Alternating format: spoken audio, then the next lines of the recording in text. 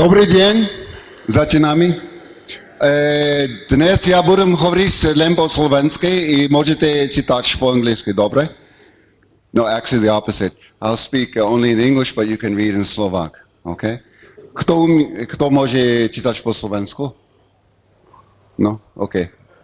Because I spent a lot of time making the subtitles, so I hope they'll be useful. Okay, so this is actually a very difficult question to answer, even in the case when you speak less than a dozen languages or whether you speak a few dozen. So I'm going to start off with an example here. We have Polyglot A and Polyglot B. And both of them speak this number of languages at least at intermediate level, and all of them. And they have higher active, and they have higher passive ability, listening, comprehension, and such. Good pronunciation, prosody, and accents. And they can read all the languages. This is very important in the case of some languages. Okay, so one speaks 22 languages, the other 32. So what do these numbers mean in the following terms? Okay, overall or total difficulty of learning this set of languages. The total lexical, phonetic, and grammatical knowledge acquired in the process. The degree to which the language they've acquired helped learn other languages. Okay, so first of all, we have to know what languages they speak to answer these questions. All right, here we go. Now, you're going to see this quite a few times, so I'll just jump right into it. So the first issues you might think would be language versus dialect, and lexical and grammatical similarities. Okay, so what's a dialect? What's a language? There's one answer. A language is a dialect with an army and a navy. So fundamental notions such as language and dialect are primarily social. They're not linguistic constructs. They depend on society in very crucial ways. Now, linguists do make a distinction between language and dialect based on the concept of mutual intelligibility. So when there are two languages where speakers can understand each other, they are considered dialects of the same language. But which language, right? Where they cannot understand each other, they're considered different languages. Okay, one problem with this concept, understanding, is what does understand mean? That's a very hard criterion to define.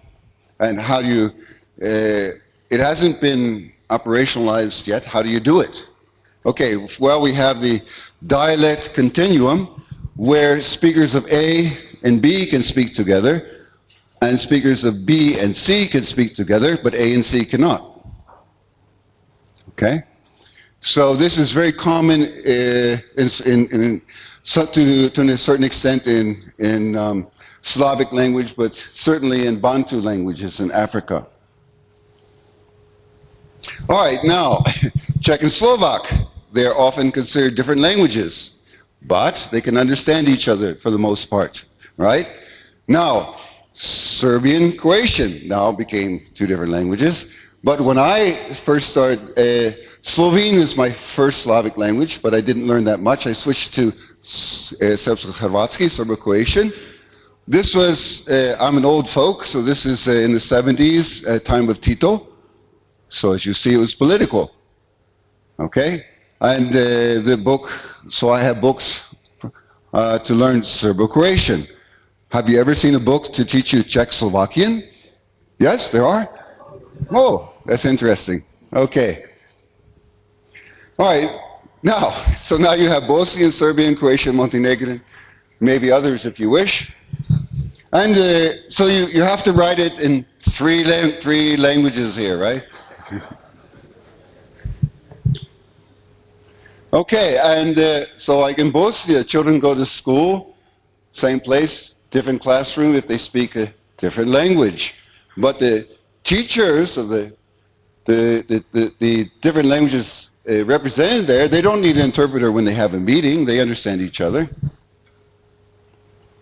Okay, so When we're looking at a list of languages spoken by a polyglot, it's important to consider the degree of mutual intelligibility. And that way we can judge the overall difficulty of the set in terms of acquisition. So, if there are two people who both speak 10 languages, that's quite ambiguous. That leads us to language difficulty. So you could say, which is harder, Polish or Spanish? Some people, oh yeah, it's objective, it's not subjective. Polish is harder. Look at all the końcówki, to no, też jest bardzo trudno mówić po polsku, bo wymowa jest taka, the pronunciation is more difficult, on and on and on and on. But it's easier for a Slovak learner, monolingual, to learn Polish than to learn Portuguese, right? And it's the word I use here. Yeah. Likewise, it's easier Spanish. It's easier for a Portuguese speaker to learn Spanish than for a Slovak speaker. So it's obviously subjective. It depends on the languages you already know. All right. So there's reasons for this. It's closest in vocabulary, grammar, and very importantly, cultural background. Okay. So language difficulty. And discussing the difficulty of a given language, there's always going to be very subjective factors. And the difficulty can depend greatly on the languages that one knows. This type of discussion always comes up in Facebook in the Polyglots section, yeah? Okay. Now, many of you, I'm sure, are familiar with this, yeah? The Defense Language Institute in California, they have different time frames for each language. So you would think the ones, like 64-week ones are much harder, right? But that's basically, they're thinking in terms of a monolingual English speaker. Okay, so for polyglots, it's a very different situation. It depends on your total language repertoire. For example, a native speaker of English who knows Japanese at a high level can learn Korean much easier than a monolingual English speaker. Okay? So it's not just what is your native language, but what languages do you know and how well do you know them? Okay, so let's divide the question into 4 areas. All right, lexicon, phonetic system, grammar, and the writing system. Even if we put in 4 categories, we still have a big issue with subjectivity. Okay, let's start with lexicon. So, obviously, learning languages that have many cognates with languages you already know greatly facilitates passive recognition and acquisition. I mean, I can give you an example. The first time I heard Slovak, I understood it. I talked to Slovaks. I use a mix between Serbian, Croatian, Polish mainly. Russian didn't help much. But I knew, and I immediately recognized, for example, how they do the past tense. Oh, okay, that's like, it's not like Polish, it's like Croatian. Yeah, bol sam, vidio sam. Okay, so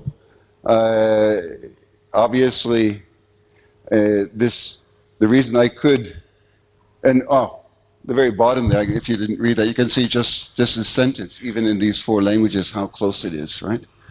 What are cognates?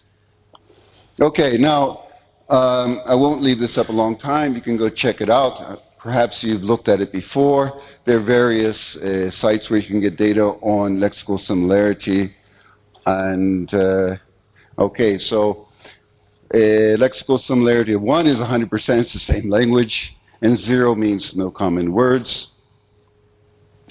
Now, this is from Ethnologue, and the way they calculate is they compare a standard set of word lists and counting those forms that show similarity in both form and meaning.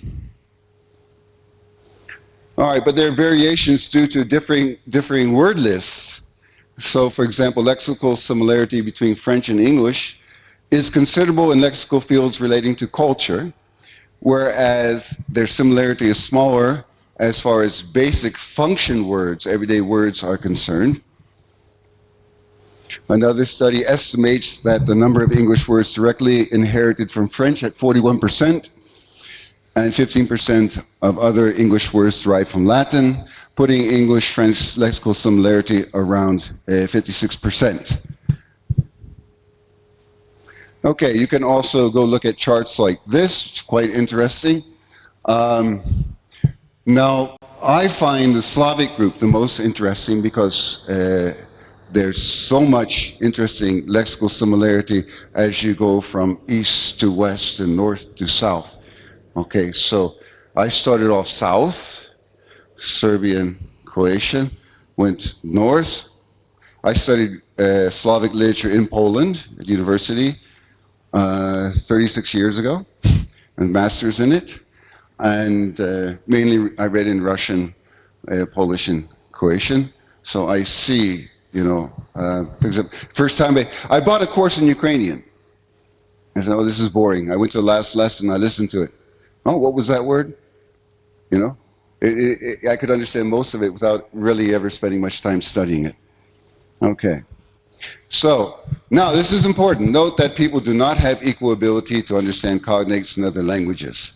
Okay, it's a skill that you develop to higher levels as you learn more and more diverse languages. You start to recognize them.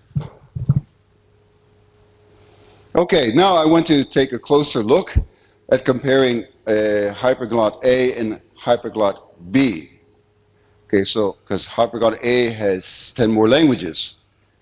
And then I gave hyperglot B 22, but strategically, it has a lot of languages which will help acquire the other ones, and that's what I'm talking about here. Okay, 18 of A's languages are Slavic, only 4 in the case of B, but look at the 4 that B has: Russian, Polish, Croatian, Bulgarian. I throw Bulgarian in there because that's the oddball with the no case system, etc.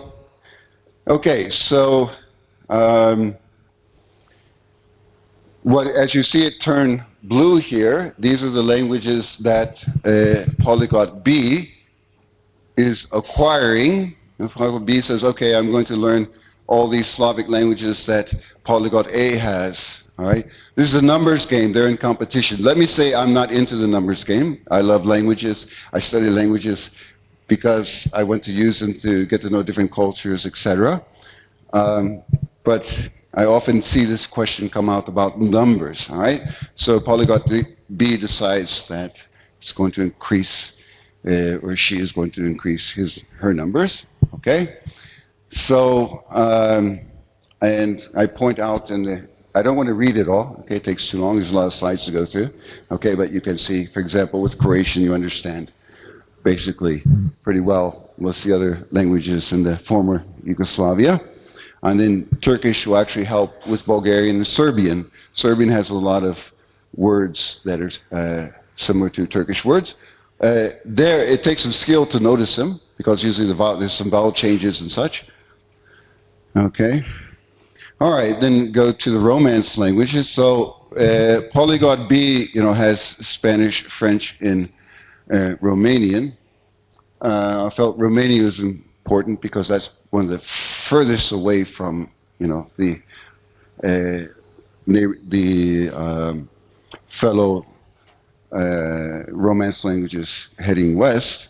Okay, so you can see that now it's picking up Portuguese and Galician and Catalan and Italian. Okay, and then going to Germanic, Polyglot B has English, German, Norwegian. All right, so Dutch, Afrikaans, Danish, Swedish start to become easier. And then now that Polyglot B has just finished increasing his number, at least passive understanding, in all these new Slavic, Romance, and Germanic languages, HB is looking for new challenges. So all the languages I'm going to talk about now are not on Polyglot A's list. Okay? So Polyglot A had 32, Polyglot B has 22, and these are those languages, but all these other languages Polyglot A does not have. Okay, so HB can use knowledge of Chinese, Mandarin, and Japanese to learn Cantonese, and then Vietnamese and Korean. Okay, this is from another presentation I did in Berlin a couple years ago, showing the vocabulary of Chinese, Vietnamese, Japanese, Korean, showing phonetic examples. So it's hard to pick a number. I would say that Vietnamese, Japanese, and Korean generally have maybe 50 to 60% of the vocabulary coming from Chinese. Of course, that's a long discussion, you know, when they mean different things and combinations, on and on and on. But here are some examples where you can see the words are quite similar. If you know how the characters change phonetically, like from, it's better if you're coming from Cantonese than from Mandarin.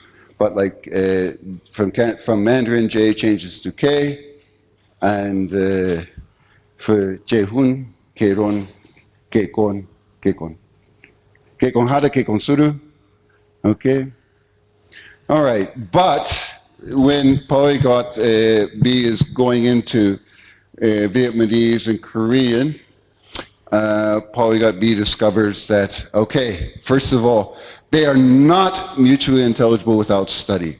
Okay, I teach in Japan. I teach management at a Japanese university. The language of instruction is Japanese. But in my seminars, the foreign students mainly come to my seminars.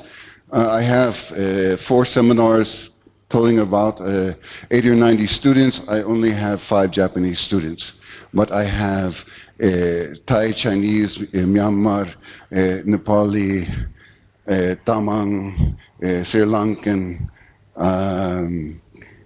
Vietnamese, on and on and on. So in my seminars, when I'm teaching, sometimes I make jokes in various languages to force the students to ask the other students what I just said. I'll get the Chinese students to laugh, and then I'll say something in Vietnamese or Nepali, and they're all going back and forth. I want to create some interest among them.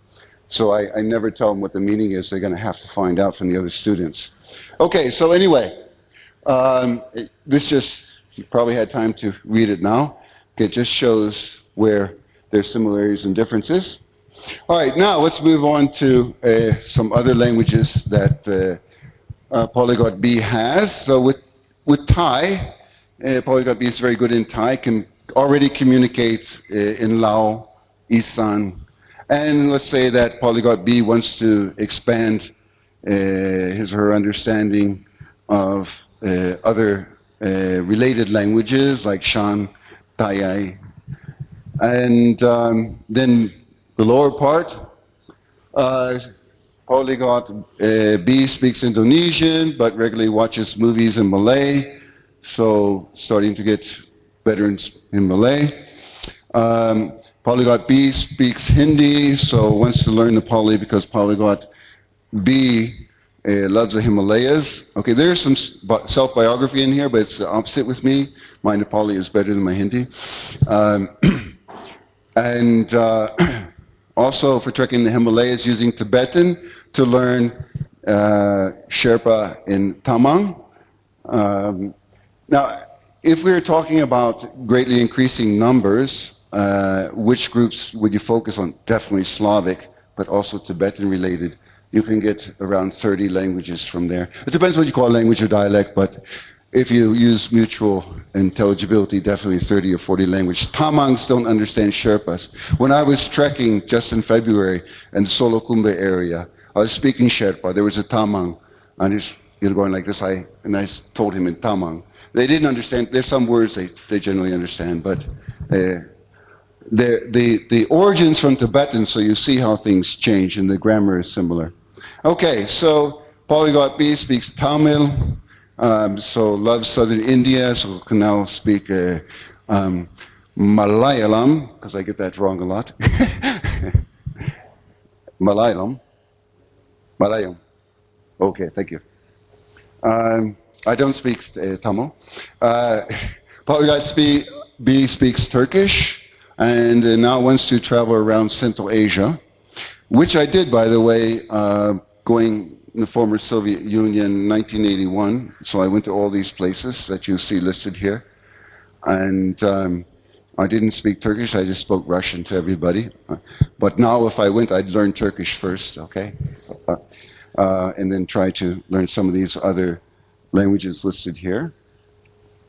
Okay, so Polyglot B knows Farsi, so yeah, I can speak to Afghanis who speak Dari, and of course Tajikis are basically speaking a certain form of Farsi. That means 1220. Right, thank you. Okay, and then let's go to the Bantu languages.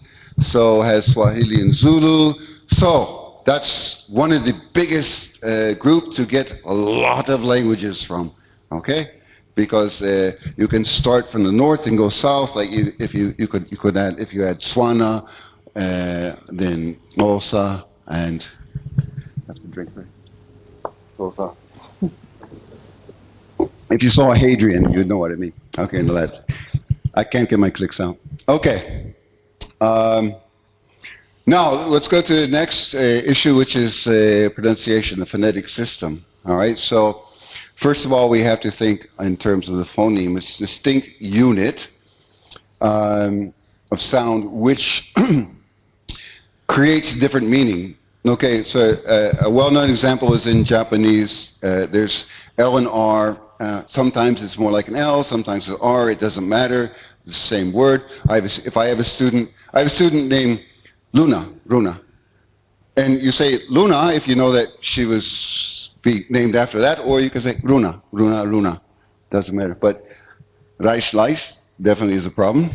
Okay, so now in order to understand various variations in accents and pronunciation amongst our fellow speakers, in our mind we have neural mappings and that subsume all related sounds that are not important in determining meanings. Okay, in other words, they are not phonemes.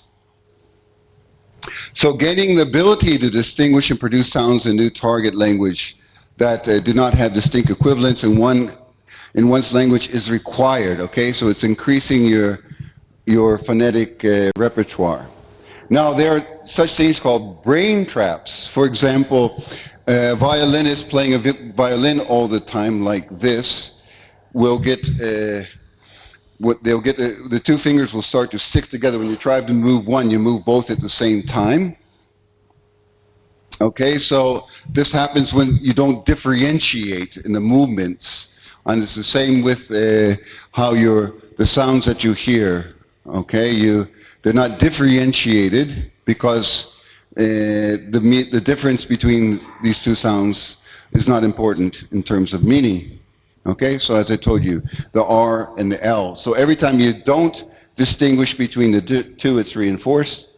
All right, so since the basis of the problem is the absence of differentiation in the auditory cortex, you have to practice with exaggerated differences. Okay, so the speech therapist, when I was 6 years old, I went to a speech therapist, and the language I have the most trouble with, or the only language I have trouble with speaking clearly is English, my native language, because I have this kind of psychological barrier there. But I try hard, okay? I try hard not to mumble. I try to enunciate. Sometimes it's exaggerated, because I was taught like this. Apple. Okay. So, he concluded that it's possible to teach anyone to speak a second language without a foreign accent with proper training. Okay, so you restructure your brain when you learn a total language. This is quite interesting study. That they looked at native Chinese speakers and Europeans who learn Chinese and those who don't speak Chinese. And the results identified two brain regions, first in the vicinity of the right anterior temporal lobe and the left insula, where speakers of Chinese had significantly greater gray and white matter density compared to those who didn't speak Chinese. Now, importantly, these effects were found both in native speakers and the European subjects who learn Chinese. Okay, so it develops. So I wasn't born that way. It's not ethnic. It's not. You don't have to do it as a child before you're 2 years old, or 5 years old, or 10 years old, or 20 years old, or 30 years old, 40 years old, 50 years old. You can do it in your 60s or 70s or 80s. It'll still happen. Not as easy at times, but it'll still happen. You have to put more effort. That's a long discussion. Okay, so phonetic difficulty is defined on the basis greatly depending on the diversity of languages that you already know.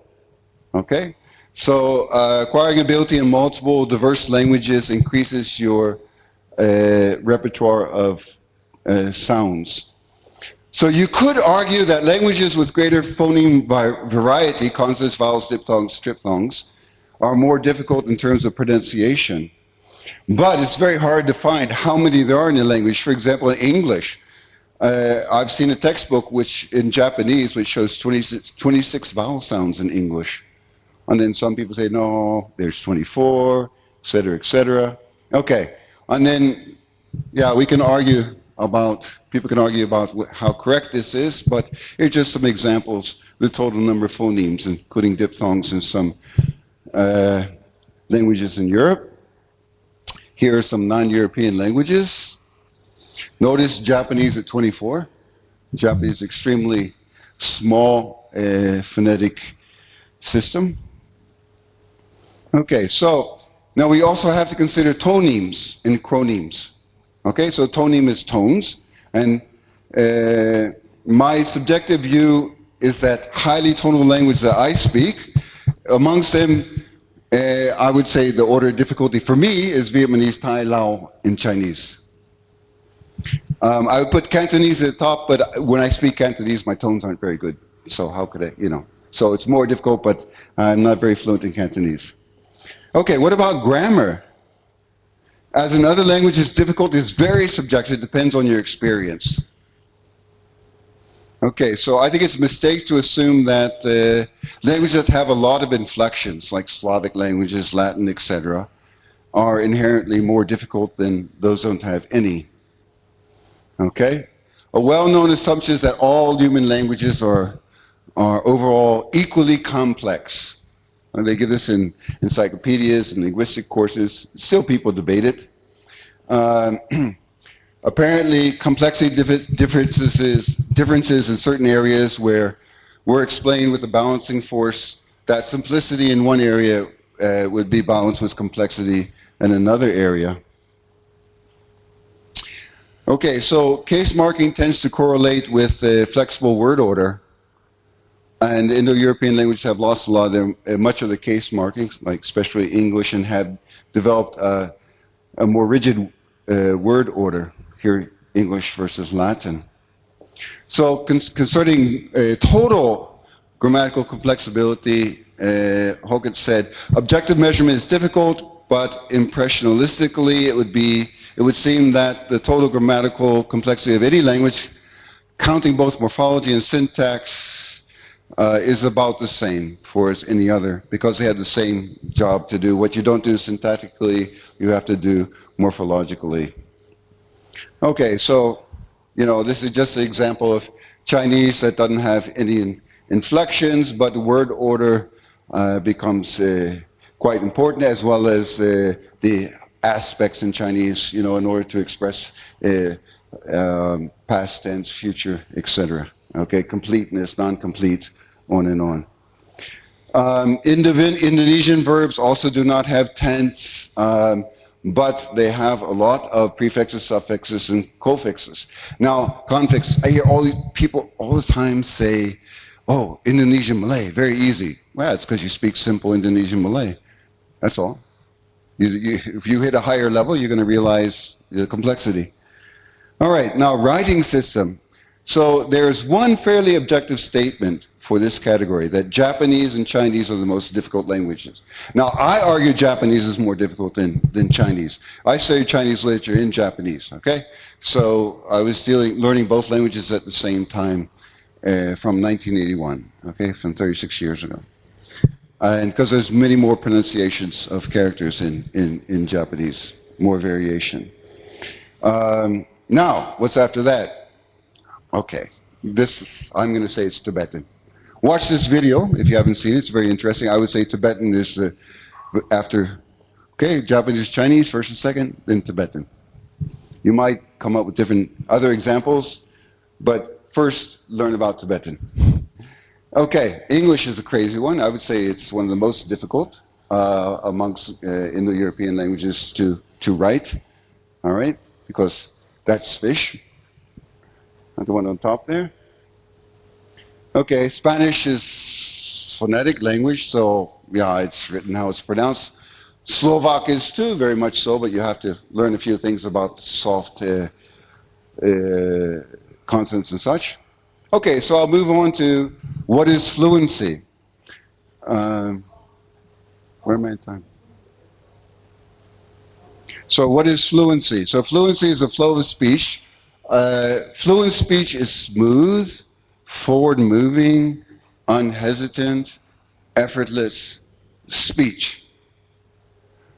A disfluency is any break in fluent speech, like stuttering. Okay? So people are you fluent?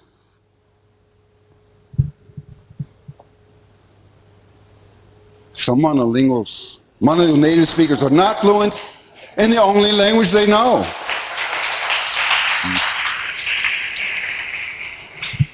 Just look up at this speech.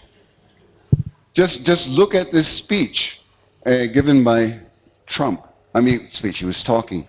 Never really gives a speech. It's just all over the place, okay? So that's just mental deficiencies, you know. I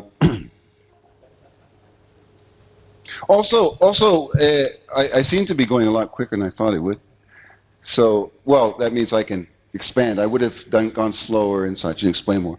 But about fluency in a language, again, when somebody says, are you fluent? I always want to say, you know, okay, look, I've been a professor lecturing for 28 years, so I always want to explain in detail. All right, so I always want to say, well, hold on, what do you mean by fluency? Or, well, are you fluent? Well, yeah, I mean, in certain languages, I can say these 800 words and these phrases and sound like a native. So am I fluent? Yeah, when I'm speaking fluently. No, I mean, can you talk about this and that? And well, I say, okay, in your native language or any language you know, can you talk about astrophysics? Are you fluent in economics? Okay, so the next question is, so what about vocabulary? So a common question is, how much vocabulary do you need to become fluent in a language? Well, again, what domain are you going to be speaking about, right? Fluency is always domain specific, so you need to know the necessary related vocabulary. For example, there are many subjects like neurosurgery, cognitive linguistics, quantum physics, which many people cannot talk about. They don't have the related vocabulary or knowledge. So it's quite possible to speak very fluently about a surprising number of everyday subjects, domains, with a vocabulary ranging from 1,000 to 2,000 words.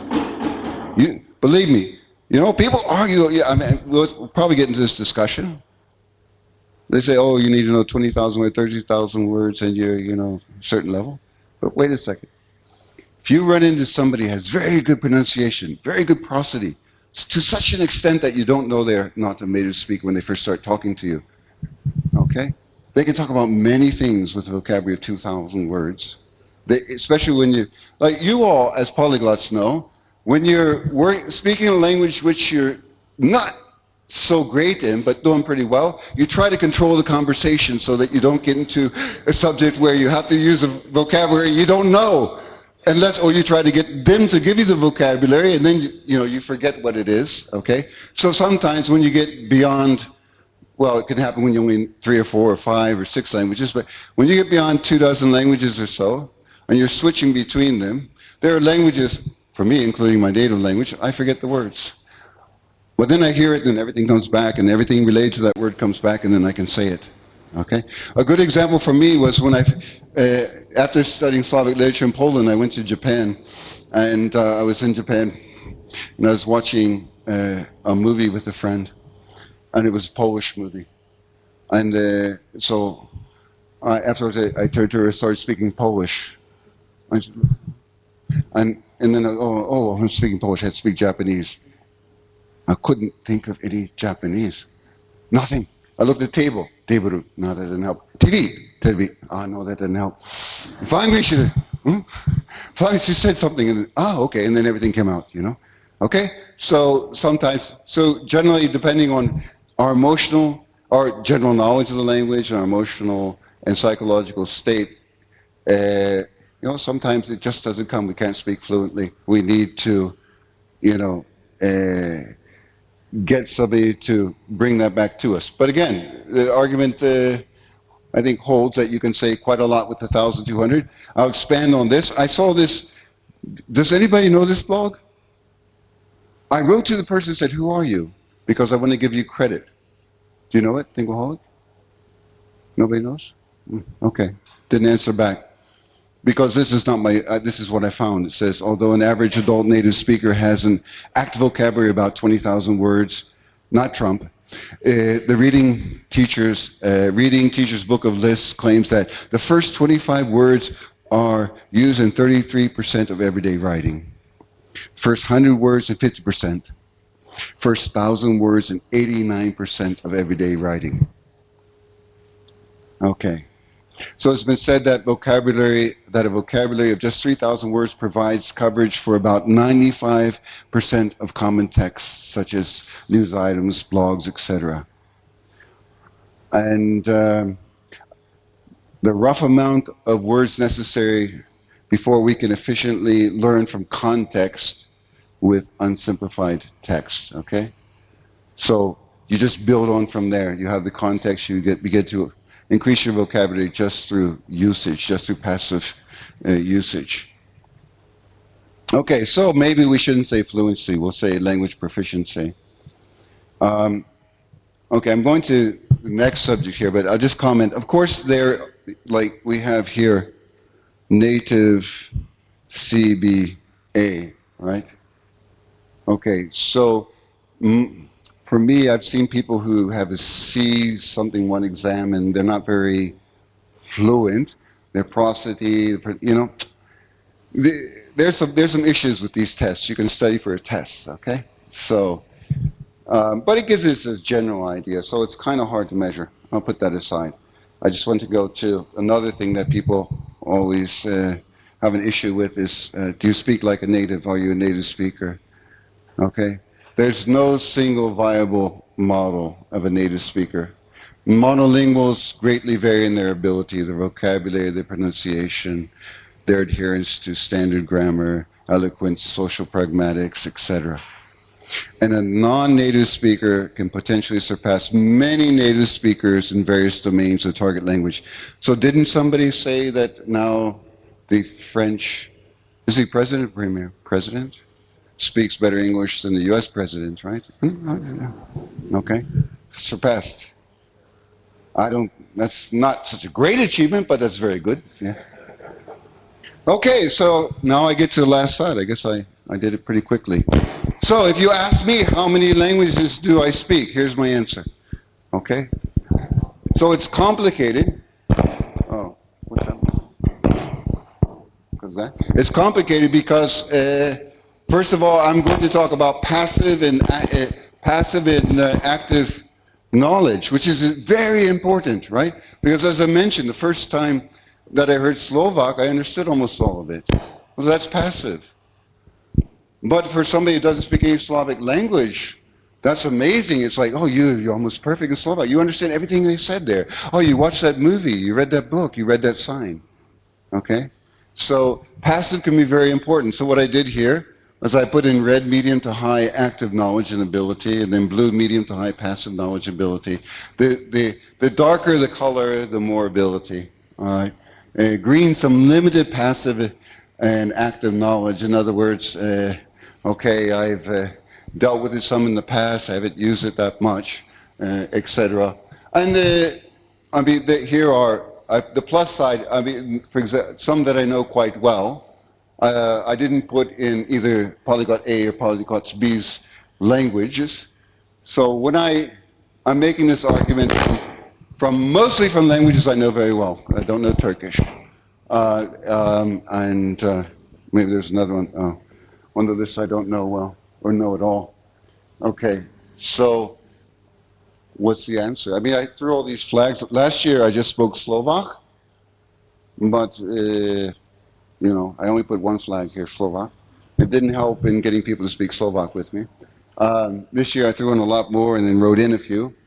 But you know, what's the meaning? You know, people look at that. The more you have, you know, then it's like, okay, but can you speak them all fluently?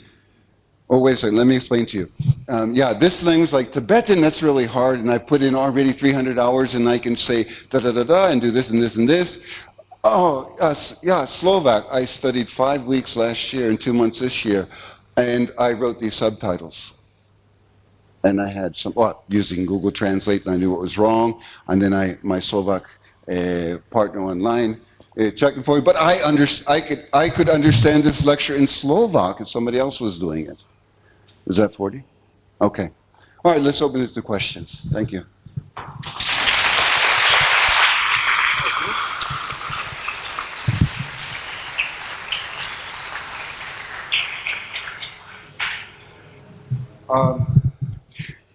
Okay, if you had to choose just 5 languages that would let you understand as many languages, not people, as possible, which would you choose?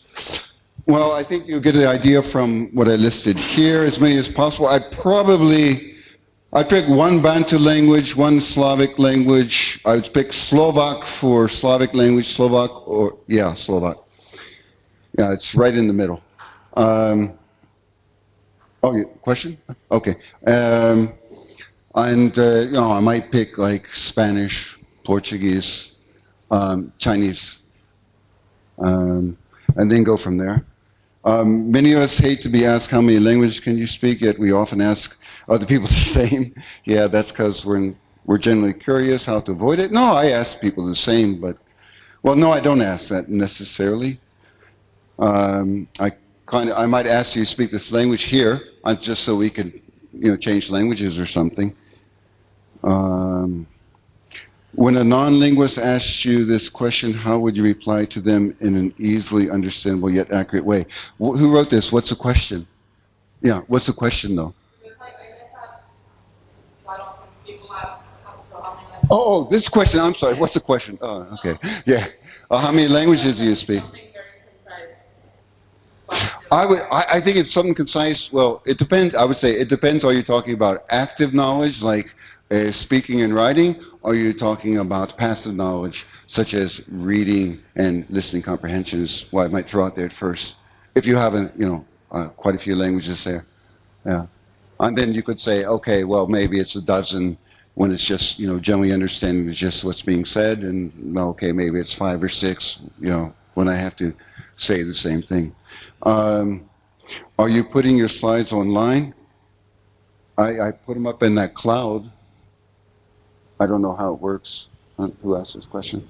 I mean, you're welcome to have them if you're interested. Let's talk about it afterwards. Are there more such lists of languages by difficulty? The famous? I don't know. I only know the Foreign Service one, you know, as a list of language difficulty. How do you personally learn vocabulary into a low, medium ability, in a low to medium ability language? I don't know exactly what you mean by the question. Who asked it? Yeah. What do you mean?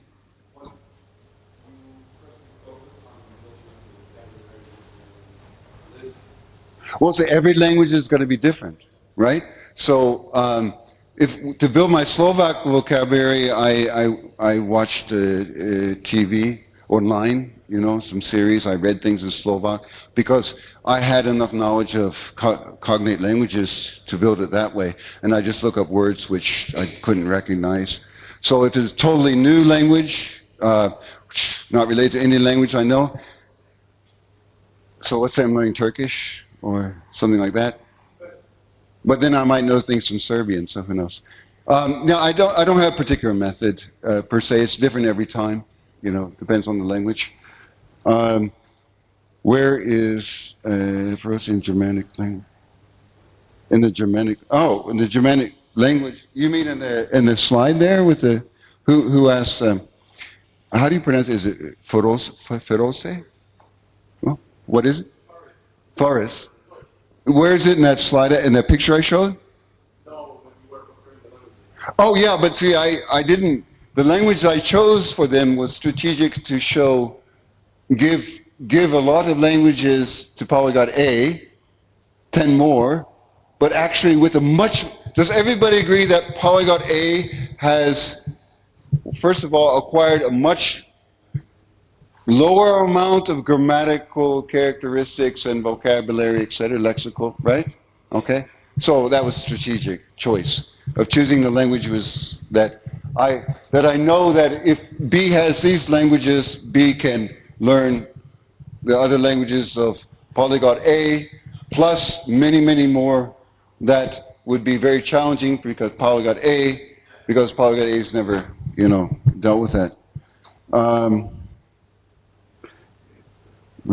Okay, in my experience, Mandarin speakers tend to be better at approximating Japanese pitch than Vietnamese speakers, even though both are tonal. Are there any reasons for that? Yeah, it's a different system, Hashi, hashi, hashi. It depends on the dialect, okay? The pitch is dialect dependent. Okay, Japanese is not a tonal language, for those who are not familiar with Japanese, but it has pitch, okay? And then where you hit the pitch changes the meaning of words in some cases. It's not that important. And again, I say, it depends on which dialect of Japanese you speak. And whether Mandarin, I don't know. Okay, I can tell you because I teach a lot of Asian students, okay, as I said in my seminars.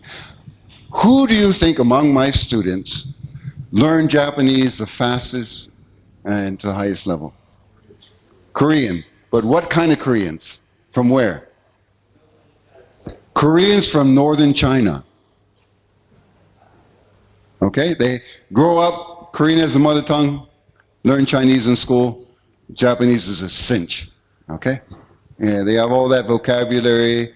The pronunciation of vocabulary is often closer to Korean and Japanese, like jikan, shikan, okay, keikon, keirong, junbi, junbi. It's closer than the Chinese. Also, they know more characters. Koreans from Korea young people don't know a lot of characters, so they struggle. I just lost it. Okay. Any other questions? Yeah? What's that? First of all, congratulations, because you are one of my favorite polyglot speakers, and I always learn a lot of things in your talks, and I cite also you very often in my talks. I have one comment and one question. The comment is you might be interested in a mathematical approach that I have published some years ago to calculate with a matrix of phonemes and graphemes the degree of so the percentage of bijectivity and so the easiness of language of learning the phonetic of a language, and then the question. Yeah. Well, no, was just a comment because you talked about that, and the question is broadening the field from phonetics to the whole language learning. Do you really agree with the fact that all languages are equally difficult? Because there are some studies that show that for Esperanto, for example, that is like 10 times easier in terms of number of hours. Okay. I don't think all languages have the same amount of difficulty. How should I say it? But it's very subjective. It depends on what you know. And also, it's not just your knowledge of other languages. Why are you learning the language? Okay, I think if there's somebody, another person, okay, boyfriend, girlfriend, whatever the case, if there's something that draws you to the language, it becomes a lot easier, right? Even if it's more complex, okay? If you identify with the culture, there's something that you really like about it, and you want to act like that, and you start to walk like they do. And for example, in Japan, we have many foreign students, so I can tell the Japanese and the Chinese just by the way that they move their body, around the campus, the way they act, So if you really have an affinity towards the way people present themselves and exist, then it's much easier. Okay? Yeah, but I mean, I'm trying to make the answer very subjective because that's where it's at. We can talk about the objectivity. Now, do I believe all languages are equally complex? Yes, maybe to a certain extent. You could argue that some languages, let's say English, for example, has been used by many people, not just native speakers, to explore many different domains, ideas, etc. So therefore, it has a lot of complex concepts and ideas and creative vocabulary and on and on and on and on. Grammatical complexity. Do you think Slavic language is more grammatically complex than Malay or Chinese? No, I don't either. It's different. You know, some people look at Chinese and they say, oh yeah, you know, this looks simple. All right, but you know, like they'll say, 我说中文很好. You can't say, 我说中文说得很好. You have to 说的. You have to repeat. Okay, there's a rule in Chinese. What is that rule? What is it called? It doesn't have a name. Japanese grammar, when you read it in a book written in English, is totally different. My wife is a Japanese, certified Japanese teacher, and the books that they use to teach Japanese to Japanese, it's totally different concepts of grammar. Okay? They don't call them the same things.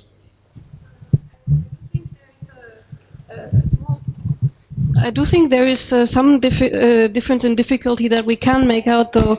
On the vocabulary level, certainly if a language is a mixture, like modern Greek, as composed to a more pure descent, or English as opposed to French. And on the grammatical level, by comparing languages in the same group, like some Slavic languages have more cases that others have dropped or assimilated. Spanish has more irregular verbs than Italian. So on that level, there's certainly some difference in difficulty. That's if you think regularity is easier than irregularity. I mean, yesterday I was in the panel and the person sitting next to me had the same feeling. We were talking about Esperanto, right? And they kept arguing, Esperanto, look how regular, you build it up like this. And we both said, we love irregularities. I remember it easy. Yeah, because it's irregular. By the way, now it's 12:50. I will stay. It's lunchtime coming up. If you want to leave, go right ahead. I'll stay for more questions if you have them. Okay. Anybody have a question?